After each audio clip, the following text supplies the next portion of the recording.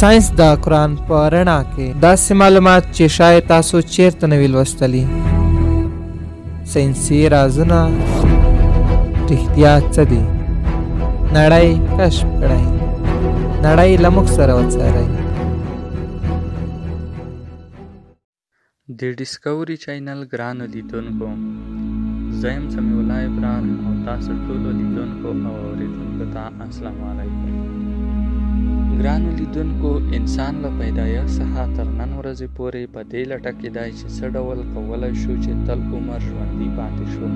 د تل عمر ژوندي پاتې کېدو لپاره په ناممکنو طریقو باندې غور کوو، له کومې راهیسې چې تر نن پورې پیړۍ پیړۍ تېرې شوي دي.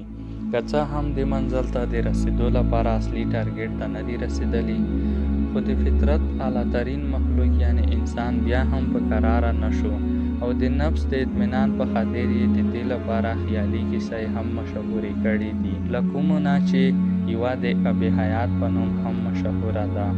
فرض کړئ داسې اوبه تر اوسه پورې نه دي پیدا شوي چې د هغې په واسطه له مرګ څخه بچ او تر قیامته پورې ژوندي پاتې شو. دا یو ځان ته بحث دی. یا د شوي اوبه تر اوسه پورې د هیچا له حلق یا مرۍ څخه نه دي تېرې شوي چې هغه د تل عمر ژوندی پاتې شي. خو دا ذکر شوي کهانۍ د نن په 21مه پیړۍ کې زموږ او ستاسو په ژبو باندې د دې بیان کیږي.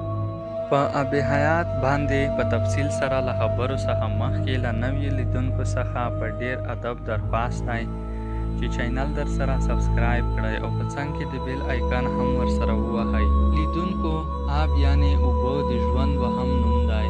موږ پوهیږو چې الله جل جلاله دا کائنات او ځمکه پیدا کړه. د دې تر ټولو مهمه حصه اوبه دي او په ځمکه د ژوند کولو لپاره چې ډېرې اړینې دي هغه اوبه دي. که چېرته د دې په حقیقت باندې غور وکړو نو د پاکو او صحتمندو اوبو ته د اب حیات ویل په هیڅ صورت کې په حقایقو باندې تجاوز نه ده. یعنې همدا اوبه دي چې موږ او تاسو ته یې د طبیعت او د ژوند کولو لپاره مهمه سرچینه ده. لیدونکو، دا یو مختصر بیان و چې د کوم په اساس د اب حیات معتبر الفاظ مخې ته راغلل، خو له هغو اوبو سره تشبیه ورکول چې تل عمر پرې ژوندي پاتې شو، نو په ډېرې بښنې سره تر اوسه پورې په دې نړۍ او کائناتو کې داسې هیڅ ډول اوبه نه دي پیدا شوي. لیدونکو، چا چې د دې په باره کې کیسې یا کهانۍ لیکلي، د نړۍ د ډېرو معتبرو مشهورو کسانو سره یې د تړلو په وخت کې کومه کنجوسي نه ده کړې. بعضې کمعقل شخصیاتو دا د سکندر اعظم سره د تړلو کوشش هم کړی دی، خو سکندر اعظم ته په تاریخ کې د فاتح عالم خطاب هم شوی دی. خو د حیرانتیا خبره دلته ده چې د نړۍ ډېرو ځایونو فاتح همدا یوناني مشرک د 32 کلونو په عمر د څو ساګانو د اخیستو سوالونه کول او اخر د خپل اجل له لاسه یې ماتې وخوړه او مړ شو. د اب حیات د کیسو جوړونکي او یقین کوونکي د سکندر اعظم د ژوند په مطالعه کولو باندې کله هم زحمت نه دی باسلی.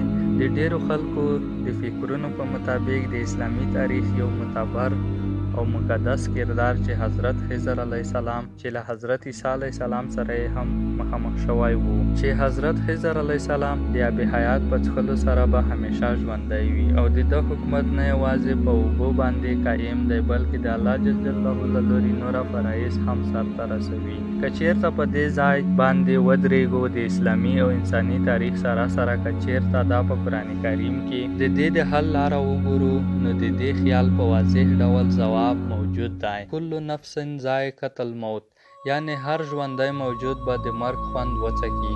د دې الهي حکم په واسطه د اب حیات په خیالونو باندې پخه ټپه وهلې ده او د دې باطل خیال منونکي شاید په دې نه پوهیږي چې د تل عمر ژوندي پاتې کېدل کوم چې حضرت خضر علیه السلام ته ورکړل شوی. له دې سره سره یو بل شخصیت چې د پیغمبرۍ خیالي کیږي حضرت الیاس علیه السلام هم دی. د دې په باره کې د متعددو روایاتو په اساس دواړه موجود دي چې نوموړي د انسانانو له سترګو څخه په پوشیده اوسېدو کې خپلې مرستې له انسانانو سره کوي، مګر د دې دواړو پیغمبرانو ته د اب حیات په واسطه د ژوند کولو هیڅ ډول تصدیق نشته. له دې نه علاوه د انسانانو یوه بله ډله داسې هم شته چې د نارینه د سپرم قطرې یا څاڅکي ته آب حیات وایي، چې د دې په باره کې د دوی دلیل دا دی چې له هر نارینه موجود څخه هغه که انسان وي یا حیوان چې د جنسي فعل له امله خارجېږي همدا ناپاکې اوبه دي چې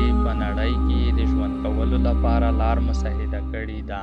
که څه هم دا دلیل رښتیا دی، خو دا ناپاکې اوبه د ټول عمر ژوندي پاتې کېدو څخه کاسر یا عاجزې دي. ګرانو لیدونکو، په مسلمانانو کې د آب زمزم یوازینۍ اوبه دي چې مقدسې اوبه تصور کیږي، او دا هغه اوبه دي کوم چې د الله جل جلاله په قدرت باندې په مکه مکرمه کې پیدا شوي دي، او مکه مکرمه د مسلمانانو مرکز هم بلل کیږي. ګرانو لیدونکو، موږ په شروع کې دا عرض کړی وو چې د انسان او طبیعت په قایم پاتې کېدو کې تر ټولو مهم کردار آب حیات ترسره کوي، کومو ته چې موږ په عامه ژبه کې اوبه وایو.